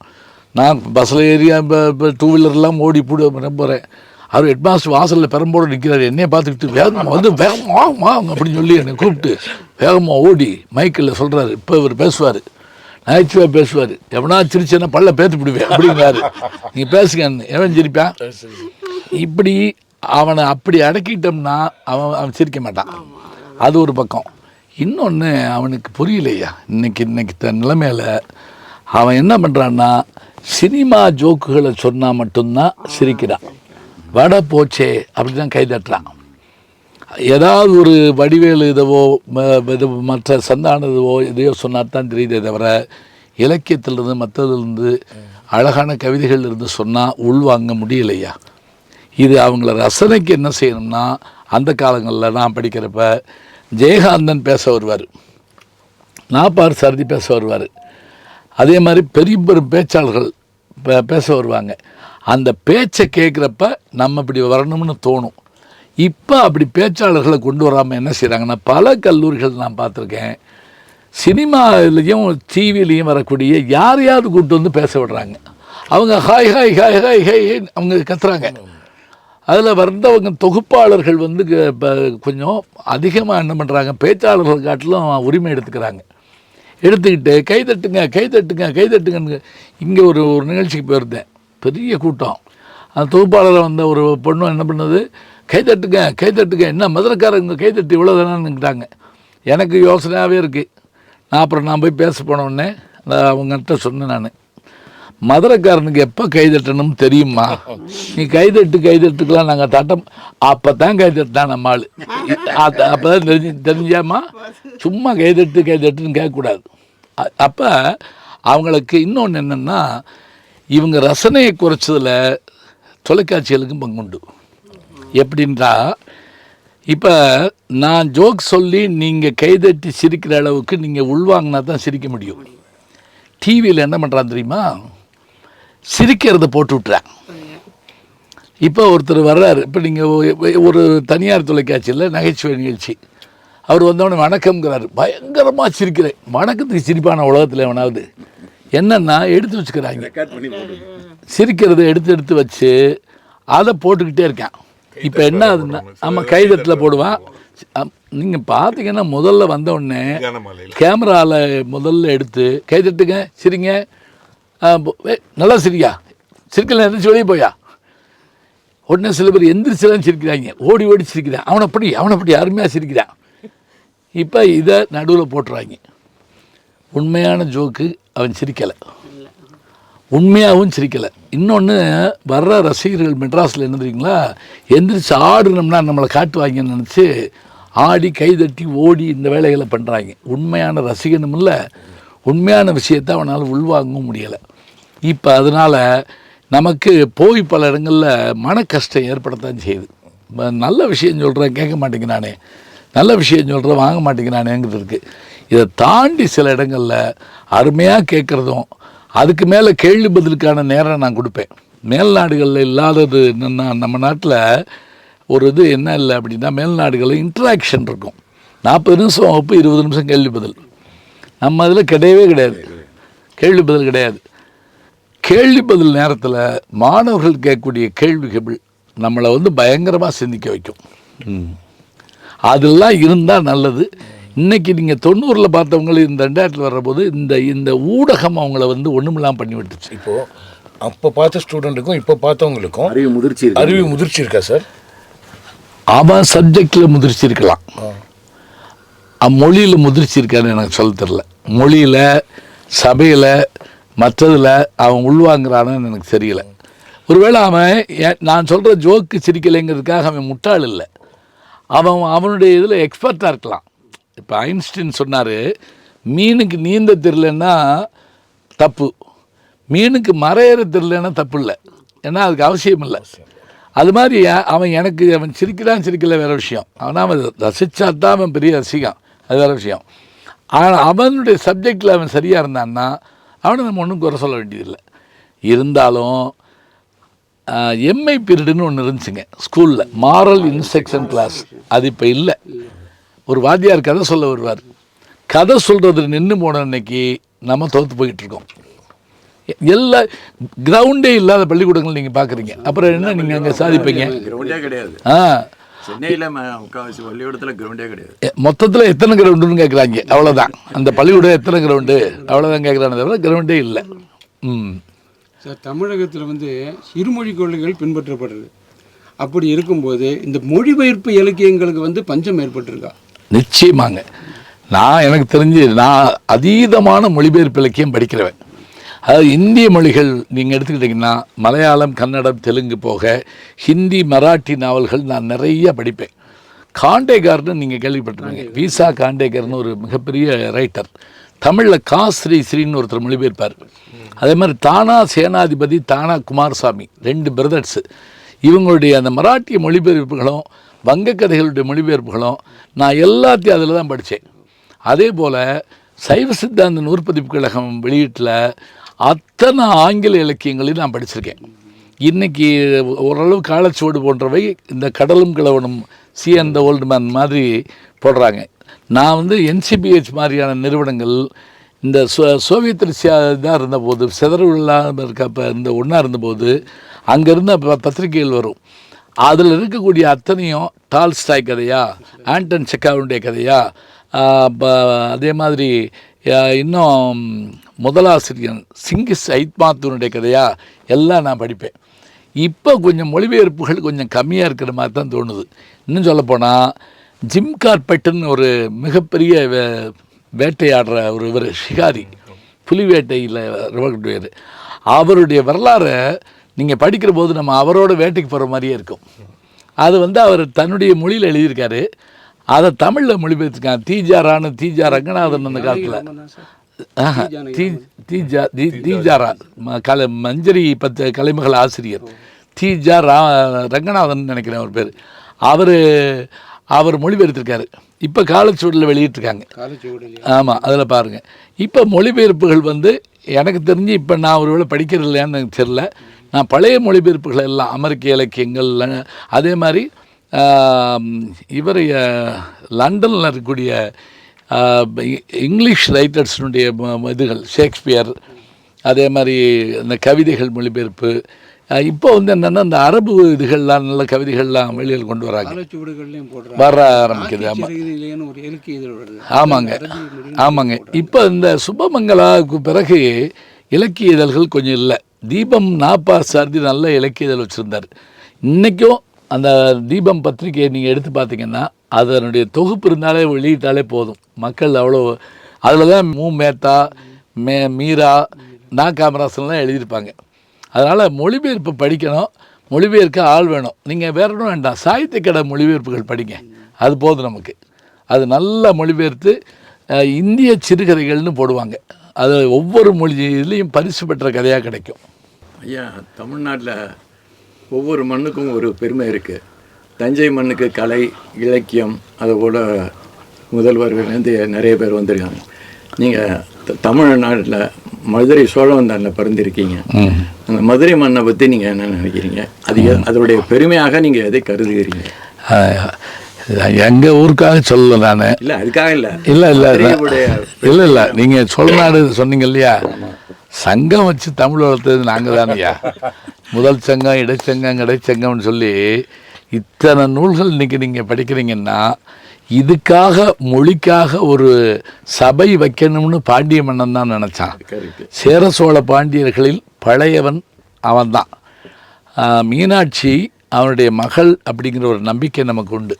அதனால தான் இங்கே ஆண்டுதோறும் சித்திரை திருவிழாவில் அந்த அம்மா பட்டாபிஷேகம் ஏற்று செங்கோல் வச்சு இதுக்கு வர்றபோது அந்த அம்மாவுக்கு வேப்பம்பூ மாலை போடுவாங்க. இதை பரமசிவம் ஒரு இதில் குறிப்பிடுறாரு. இவ பாண்டிய இளவரசிங்கிறதுக்கு அடையாளம். மன்னர்களுக்கான கொடி தசாங்கம் 10ல் 1 மாலை, சோழனுக்கு ஆத்திப்பூ மாலை, சேரனுக்கு பனம்பூ மாலை, பாண்டியனுக்கு வேப்பம்பூ மாலை. அந்த மாலையை அவள் அணிஞ்சிருப்பாள். தமிழுக்கு இங்கே இவ்வளோ பெருமை. மற்ற ஊர் மண்ணுக்கு இந்த மண்ணுக்கு என்ன வித்தியாசம்னா, உங்கள் ஊர் மண்ணில் கடவுள் வந்திருப்பார், போயிருப்பார். இவங்க ஊர் மண்ணில் கடவுள் உட்காந்துருந்துருப்பார். எங்கள் ஊர் மண்ணை தான் தலையில் தூக்கி சமந்தார் சிவபெருமான். பிட்டுக்கு மண் சுமந்ததுங்கிறது எங்கள் ஊர் தான். அதனால் பெருமைக்காக சொல்லலை. இங்கே தான் திருவிளையாடலில் பாதிக்கு மேலே நடந்தது இங்கே தான். அதனால் ஒவ்வொருத்தருக்கும் ஒவ்வொரு பெருமை இருக்குங்க. ஆமாம், ஆமாம். கடவுளாக இருந்தாலும் நாங்கள் விட மாட்டோம். அது ஒரு இது வச்சுருக்கோம். ஆமாம். இப்போ வந்து ஒரு கோயிலில் ஒரு திருவிழா, அது எப்படி ஒரு கூட்டம் எங்கே கூடுதலாலுமே அங்கே வந்து ஒரு அருமையான இலக்கிய சமுதாய சம்பந்தமாகவோ ஒரு பட்டிமன்றம் இருக்கும். ஆமாம். அதில் நிச்சயம் மக்களுக்கு வந்து அதில் நிறைய விஷயங்கள் இலகுவாக போய் கிடைச்சிடும்.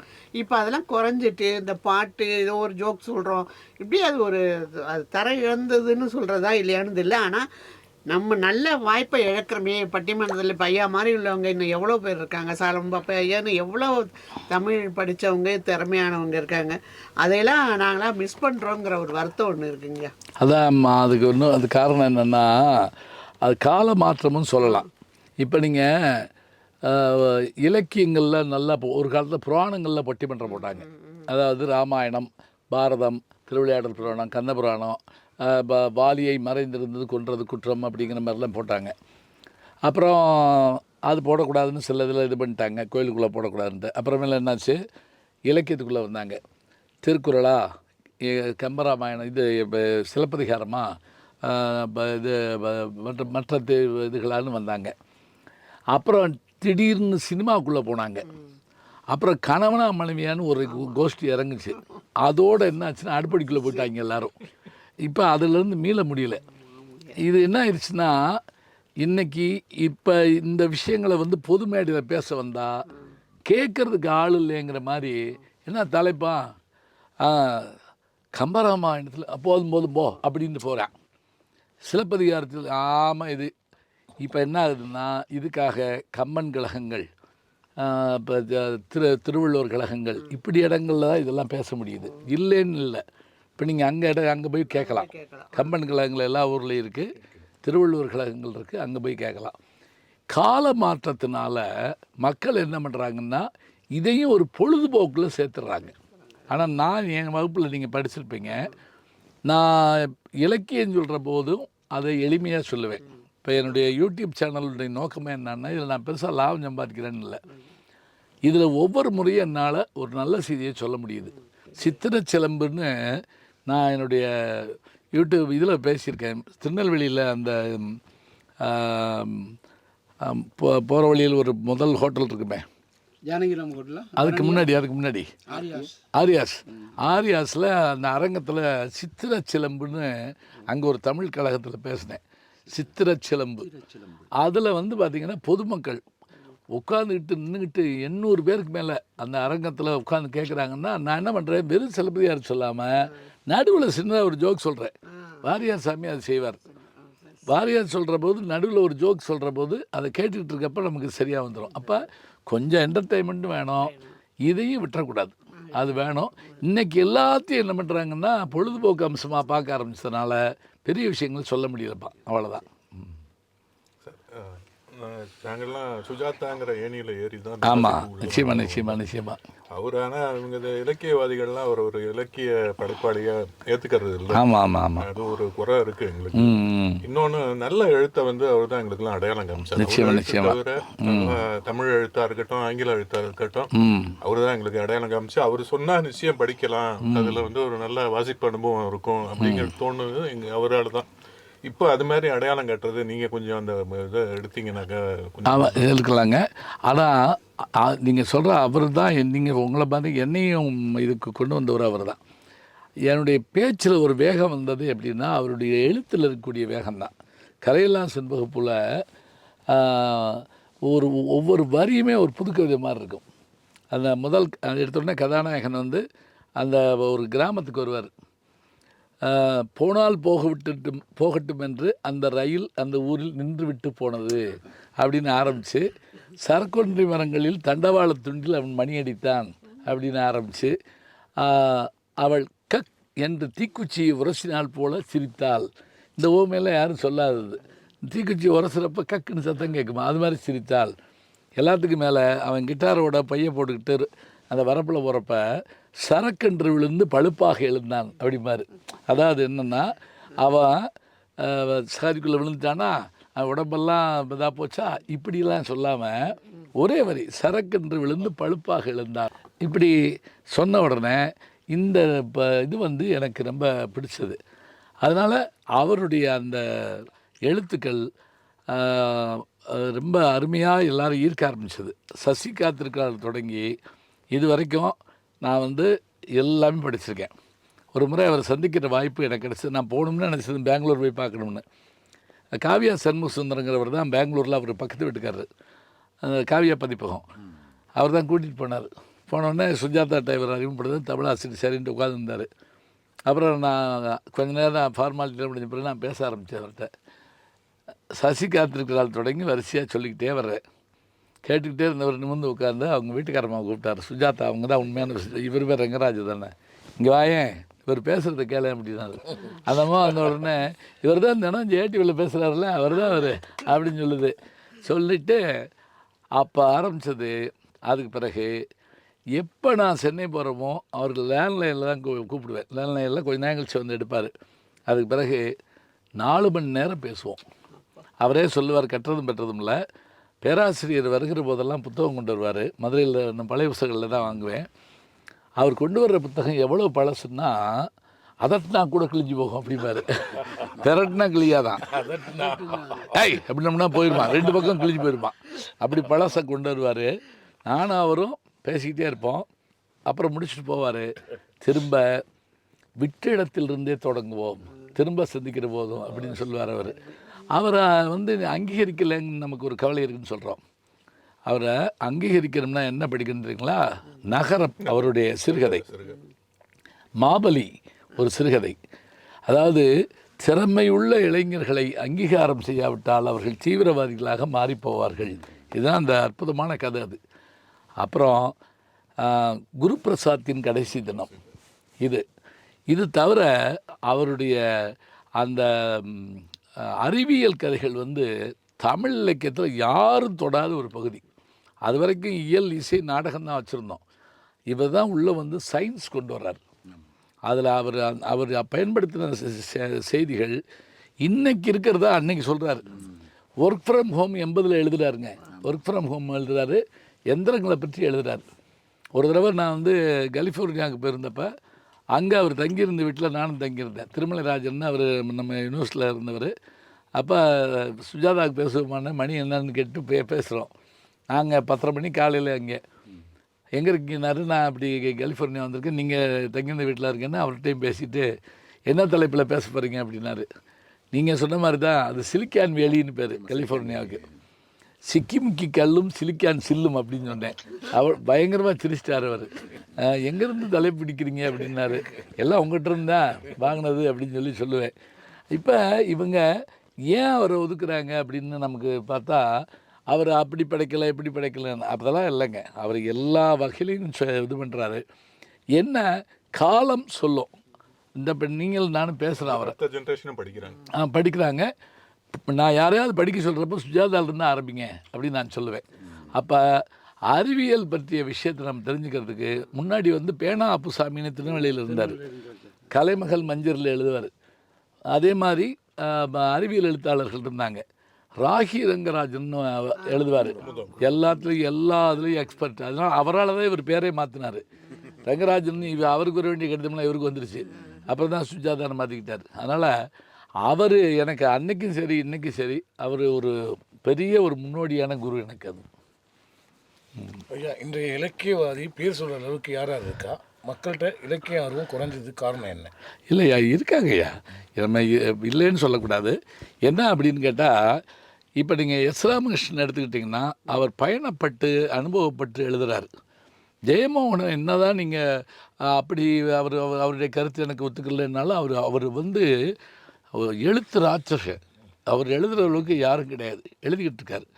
அதே மாதிரி வட்டார நாவல்கள் எழுதக்கூடிய ஆட்கள் தர்மன் போன்றவர்கள் எப்படி கீராஜ நாராயணன் இருந்தாரோ அது மாதிரி இன்றைக்கி வட்டார இவர்களோ கிராமத்தை சார்ந்தவங்களும் எழுதுகிறாங்க. அறிவியல் பக்கம் ஒரு பக்கம் வந்துக்கிட்டே இருக்குது. அதனால் இன்றைக்கி காலகட்டத்தில் இப்போ நீங்கள் இந்த தொகுப்புகள் நீங்கள் பார்த்தீங்கன்னு சொன்னால், பரிசு பெற்ற கதைகள்னு படித்து பார்த்தீங்கன்னா நமக்கே வியப்பாக இருக்கிற அளவுக்கு இருக்குது. இப்போ கூட வைரமுத்து அவருடைய மகன் 2வது மகன் கபிலன் அவருடைய ஆகோல் அப்படின்னு ஒரு புத்தகமும், ஆகோல்னா ஆணிரை கவர்தல், பசுமாடு அந்த காலத்து முதல்ல வந்து பிடிப்பாங்க. ஆகோல் அங்கே அப்படிங்கிறது மாக்கியவல்லி புராணம் அப்படின்னு சொல்லிட்டு காப்பியமாக புராணமாக போடுறார். இந்த 2 புத்தகம் சமீபத்தில் கொடுத்தார். எனக்கு ரொம்ப ஆச்சரியமாக இருந்தது அவருடைய எழுத்து. பெண் எழுத்தாளர்கள் ரொம்ப நல்லா எழுதுகிறாங்க. நீரதிகாரம்னு ஒரு புத்தகம் பெண்ணில் எழுதுன வந்திருக்குது. அது மாதிரி ஒரு பக்கம் நல்ல கவிஞர்கள், நல்ல எழுத்தாளர்கள். நம்ம என்னென்னா பழசை படிக்கணும், புதுசையை விட்டுறக்கூடாது. நம்ம ஊரில் ஒரு பெரிய சாபக்கேடு என்னன்னு கேட்டிங்கன்னா, பக்திமான்கள் பகுத்தறிவாதே படிக்க மாட்டாங்க, பகுத்தறிவாளர்கள் பக்திமான் மூஞ்சில் முடிக்க மாட்டாங்க. சங்க இலக்கியம் படிக்கிறவங்க புது கவிதையை ஒத்துக்கிற மாட்டாங்க, புது கவிதைக்காரர்களுக்கு சங்க இலக்கியம் தெரியாது. இப்படி ஒரு கூட்டமைப்பு இல்லாதனால எல்லாத்தையும் சாப்பிடணுங்கிற மாதிரி ஒரு ஆசை ஏற்படும்ல, அதுபோல் எல்லாத்தையும் படிக்கணுங்கிற ஒரு எண்ணம் இருந்தால் இதில் வந்து எந்த இதுவும் பார்க்கக்கூடாது. இதையும் தெரிஞ்சு வச்சுக்கிறோமே அப்படி பார்க்கணும், அது வேணும். தமிழ் போன்ற படித்து உச்சம் தொட்டவர்கள் உங்களை மாதிரி சில பேர். சாதாரணப்பட்டவங்களுக்கு இந்த தமிழ் வழியில் படித்து பெரிய முன்னேற்றம் ஏற்படவில்லையே, அது என்ன காரணம்? இல்லை, அப்படி இல்லைங்க. நான் உச்சத்தொண்டவன்னு கூட சொல்ல முடியாது. நான் போயிட்டு பயணப்பட்டுக்கிட்டு இருக்கேன். இப்போ என்னுடைய மாணவர் ஒருத்தர் சங்கரங்கோயிலில் சங்கர்ராமன் இருக்கார். அவர் என்கிட்ட தான் படித்தார். எம்ஏ எம்ஃபில் படித்து பிஹெச்டி முடித்து இப்போ அங்கே அரசு பள்ளியில் இருக்கார். தமிழ் பள்ளியும் வச்சுருக்காரு. அவர் பையங்க 2 பேரையும் தமிழ் வழி கல்வியில் படிக்க வச்சார், பொறியியல் படிக்க வச்சார். 2 பேருமே பொறியியலில் பொறியாளராக அரசு ஒதுக்கின இடஒதுக்கீடு படி எது தமிழ் வழி கல்வி படித்தா அவங்களுக்கு வேலை வாய்ப்பில் முன்னுரிமைன்னு கொடுத்து, இப்போ நாம் சொல்லிக்கிட்டு இருந்தால அந்த முன்னுரிமை கொடுக்கணும்னு அவர் வேலை பார்க்குறாரு. அவர் பையன், மூத்த பையனுக்கு நான் தான் கல்யாணம் பண்ணி வச்சேன், அவருக்கே நான் தான் கல்யாணம் பண்ணி வச்சேன், அவர் பையனுக்கு நான் தான் கல்யாணம் பண்ணி வச்சேன். அதனால் இன்றைக்கும் இந்த விஷயங்களெல்லாம் இருக்கத்தாங்க செய்யுது. நம்ம இதை தெரிஞ்சுக்கிட்டோம்னா சரியாக போகும். இன்னொரு கேள்வி, நீங்கள் தமிழ் வழி முறைப்படி நிறைய திருமணங்கள் நடத்துறீங்க. ஆமாம் ஆமாம். ஒரே நாளில் 2-3 திருமணங்கள் நடத்தும் போது நல்ல நேரம் வந்து தாண்டிடாது? இல்லை, நான் ஒரு நாள் 2-3 திருமணம் நடத்தவே மாட்டேனே. ஒரு நாள் ஒரு திருமணம் நடத்துறது பெரும்பாடு. நீங்கள் வேற அது மரபு வழி நான் என்னங்க ஒன்று நான் நினைவு வச்சுக்கோங்க. நான் இந்த இது வந்து எங்கள் அப்பா முதல்ல செஞ்சுட்டு இருந்தார். ஏன் செஞ்சுக்கிட்டு இருந்தாருன்னா, அவருக்கு இது தொழில் கிடையாது. அவருடைய மாணவர்கள் கல்யாணம் பண்ணுற அளவுக்கு வசதி இல்லாத போது, அப்போ பெரிய இவங்களை கூப்பிட்டு அவங்களுக்கு பணம் கொடுக்க முடியாத போது, இவர் தான் போய் நின்று தாலி எடுத்து கொடுத்து தமிழில் பேசி திருக்குறள் சொல்லி வாழ்த்துவார். அதைத்தான் நான் செய்ய ஆரம்பித்தேன். நான் செய்ய ஆரம்பித்த போது இங்கே இளங்கமரன் ஒருத்தர் கேள்விப்பட்டிருப்பீங்க, நம்ம திருநகரில் இருந்தார். அவர் வந்து தமிழ் வழி கலவு திருமணம் நடத்துகிறத பார்த்துட்டு நானும் நான் ஒரு 500 கல்யாணத்துக்கு மேலே பண்ணி வச்சுருப்பேன். நான் என்ன பண்ணுவேன்னா, அவங்ககிட்ட நீங்கள் எல்லாத்தையும் பார்த்துக்கிறணும், தேதி நேரம் உங்கள் குலதெய்வம், உங்களுக்கு வேண்டியது. இதில் அவங்க சாதி மறுப்பு திருமணமும் இருக்கும், அதில் மதம் மாறியும் திருமணம் பண்ணுவாங்க. எது வேணாலும் நீ பண்ணிக்கோ. நான் வந்து என்ன செய்யணுங்கிறதுக்கு சில மரபு வச்சுருப்பேன். அந்த மரபு ரீதியாக தாய் மாமன் வரணும், அப்பா அம்மாவுக்கு மரியாதை பண்ணணும், இப்போ இவங்க வந்து எப்படி பண்ணணும், தேவாரம் ஓதணும், நாதஸ்வரம் வாசிக்கணும், வாழைமரம் கட்டியிருக்கணும், முளைப்பாளிகை இருக்கணும். இதெல்லாம் வச்சு 5 சுமங்கலிகள் வந்து முதல்ல விளக்கேற்றணும். இதுதான் மரபு கல்யாணம், வேற ஒன்றும் இல்லை. அதனால் நான் இன்னொன்று, தாலி கட்டுறதுக்கு முதல்ல வீட்டில் இருக்க பெரியவங்களை பிறகு கூட்டுவாங்க, உட்காரு, உன் குலதெய்வம் என்ன, இதெல்லாம் கேட்டுக்கோ, நினச்சிக்கோ. ஏன்னா நாளைக்கு நீ எதுவும் குறையாக சொல்லிடக்கூடாது. இப்போ கூட சமீபத்தில் யார் கல்யாணம் பண்ணி வச்சேன்னா, அசோக் செல்வன்னு ஒரு நடிகர், போர் தொழில் படத்தில் கூட வருவார், அவருக்கும் சித்தி பாண்டியன், ரம்யா பாண்டியனுடைய தங்கச்சி, அவங்களுடைய பண்ணையிலேயே வச்சு பண்ணி கொடுத்தேன். திருநெல்வேலியில் இட்டேரின்னு ஒரு பகுதி, அதில் அவங்க அவங்களுடைய அந்த ஃபார்ம் ஹவுஸில் வச்சு விடிய காலையில் சூரிய வெளிச்சத்தில் மரங்களுக்கு நடுவில் வச்சு பண்ணி கொடுத்தேன் நான். அதனால் நான் வந்து நல்ல நேரம் தவறதோ கெட்ட நேரம் அதெல்லாம் ஒன்றும் கிடையாது. அவங்களுக்கான இதில் நான் என்னுடைய பணி தமிழ் பணி தான். ஐயா, ஒரே ஒரு கேள்வி. இப்போ நீங்கள் பேசின ஆன்சரை வச்சு நான் ஒரு கேள்வி கேட்குறேன். நீங்கள் நாத்திகனா சாமி? அப்படிலாம் ஒன்றும் இல்லைங்க. அதாவதுங்க, இதே கேள்வியை நான் வந்து சுஜாதாட்ட போய் கேட்டேன். நீங்கள் சொன்ன மாதிரி ஒரு பக்கம் ஆழ்வார்கள் எழுதுறீங்க, ஒரு பக்கம் அறிவியல் எழுதுறீங்க, கடவுள் இருக்காரா இல்லையான்னு கேட்டேன். அவர் சிரிச்சுட்டு, இந்த பாருங்க, நான் வளர்ந்தது மரபு ரீதியானது, படித்தது அறிவியல் ரீதியானது, இப்படியே பேலன்ஸ் பண்ணிட்டு போவேன் அப்படின்னா. நான் அடிப்படையில் ஆத்திகம் தாங்க. எப்படி நான் ஆத்திகனாக இருக்க முடியும் சொல்லுங்கள் பார்ப்போம். எங்கள் வீட்டுக்கு நீங்கள் உள்ளே ஓடி வர்றப்ப பார்த்தீங்கன்னா பூஜை ரூம் தான் வந்திருப்பீங்க. எங்கள் அப்பா வந்து தமிழாசிரியர். அவர் என்னை வளர்த்து, நான் கோயிலில் 14 வருஷம் பேசினுங்கிறீங்க, அப்புறம் நான் எப்படி நான் நாத்திகனாக இருப்பேன்? ஆமாம். அதனால் இன்னொன்றுங்க, ஆத்திகத்துலேயும் நல்ல விஷயங்கள் உண்டு, நாத்திகத்துலேயும் பின்பற்றக்கூடிய விஷயங்கள் உண்டு. எது தேவையோ அதை எடுத்துக்க வேண்டியது நம்ம வேலை. சரி ஐயா, கமலோட இவ்வளவு நட்புல இருக்கீங்களே. ஆமாம். அப்படி இருக்கும்போது இது எப்படி இல்லை, அதனால ஒன்றும் இல்லையே. இப்போ என் தோப்பாவை காட்டலுமா, தோப்பா வந்து பக்கா அவர் ஒத்துக்கிறவே மாட்டார் கடவுளை. ஆனால் வைணவத்தில் அவர் அளவுக்கு யாரும் எக்ஸ்பர்ட் கிடையாது. பெரியாரையும் பேசுவார், பெரியாழ்வாரையும் பேசுவார்.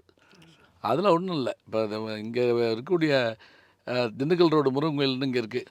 அதில் ஒரு நாள் நானும் நடந்து வர்றப்போ, நான் கோயிலுக்குள்ளே சாமிகிட்ட போனேன். அவர் வெளியே நின்று சீட்டு கொடுத்துருந்தார். வெளியே வந்தோடனே உள்ளே வந்தோடனே சாமி கும்பிட்டையெல்லாம் கும்பிட்டேன். கீழே கல்வெட்டு ஒன்று படிச்சிக்கலான்னாரு. இல்லை படிக்கலையான்னு. அந்த சாமி கையில் இடுப்பில் ஒரு சின்ன குருவாள் இருக்கும். அது வந்து பாண்டியர் காலமாக இருக்காது, அது வந்து நாயக்கர் காலமாக இருக்கும். அப்புறம் மேலே இங்கே இருக்கேன், நான் சாமி கும்பிட போனேன். என்னைய போயிட்டு வரலாறு படிச்சியா, அவர் கத்தி வச்சுருந்தாரா, இதெல்லாம் சொல்கிறீங்களே அப்படின்ட்டு அவர்கிட்ட கேட்டேன். அப்போ என்ன கடவுள் இல்லைங்கிறீங்களா அப்படின்னு கேட்டேன். அவர் உடனே சிகரெட்டு ஒரு சுண்டிட்டு, இல்லைன்னு சொல்ல தம்பி, இருந்தால் நல்லது தானே அப்படின்னாரு. நாங்கள் போவோம், இவ்வளோ தான் முடிஞ்சது. இதைத்தான் தசாவதாரத்தில் வச்சுருப்பார் கமல். இல்லையா அப்படின்னு கேட்ட உடனே, இல்லைன்னு சொல்லலை, இருந்தால் நல்லதானம்பார். இப்போ இதில் நீங்கள் கேட்குற மாதிரி நான் சொல்ல தயங்கவே மாட்டேன். நான் கடவுள் நம்பிக்கை உள்ளவன். வாழ்க்கையில் ஏதேனும் ஒரு நம்பிக்கை இல்லாமல் ஒருத்தன் வாழ முடியாது. இதில் மாற்றமே கிடையாது. அதுக்காக கடவுளை கும்பிடாதவங்க கெட்டவங்களா? இல்லை, அது இல்லை. அது அவங்க கோட்பாடு. நம்மதுலேயே நிரீஸ்வரவாதம்னு ஒன்று உண்டு. கடவுள் அந்த உருவ வழிபாட்டை இப்போ தாண்டியும் இயற்கையை வணங்கக்கூடியவங்க இருக்கத்தான் செய்கிறாங்க. அதனால் இந்த பிரிவே வேண்டியதில்லை. அந்த சொல்லப்போனால் இன்றைக்கி எல்லா இடத்த நோக்கி மக்கள் போயிட்டுருக்க கூட்டத்தை பார்த்தா ஆச்சரியமாக தான் இருக்குது நமக்கு. கடவுள் இருக்கிறார். ஆமாம். வணக்கம். திரைப்படத்துறையில் உங்களை வந்து கமலஹாசன் அறிமுகப்படுத்தினார். பழைய திரைப்படங்களிலிருந்து பிடித்த நடிகர், பிடித்த இயக்குனர், புதிய திரைப்படங்களில் பிடித்த நடிகர், பிடித்த இயக்குனர் யாராவது சொல்ல முடியும்? 1 மணி நேரம் தலைப்பு கேட்குறீங்களே. இல்லை, பழைய படங்கள் ரொம்ப பிடிக்குங்கய்யா. ஏன்னா அந்த காலத்தில் ஒவ்வொருத்தரும் இருந்தாங்க ஐயா. இப்போ உதாரணமாக மாடர்ன் தேட்டர்ஸ் இப்படி தான் படம் எடுப்பாங்க. கேஎஸ் கோபாலகிருஷ்ணன் குடும்ப கதை எழுதுவார். ஏபி நாகராஜன் பக்தி படங்கள் எடுப்பார். இதே மாதிரி ஸ்ரீதர் புதுமையான விஷயங்களே எடுப்பார். இப்படி இருந்தாங்க. இது பழைய காலத்தில். இவங்க எல்லாரையும் எனக்கு பிடிக்கும்.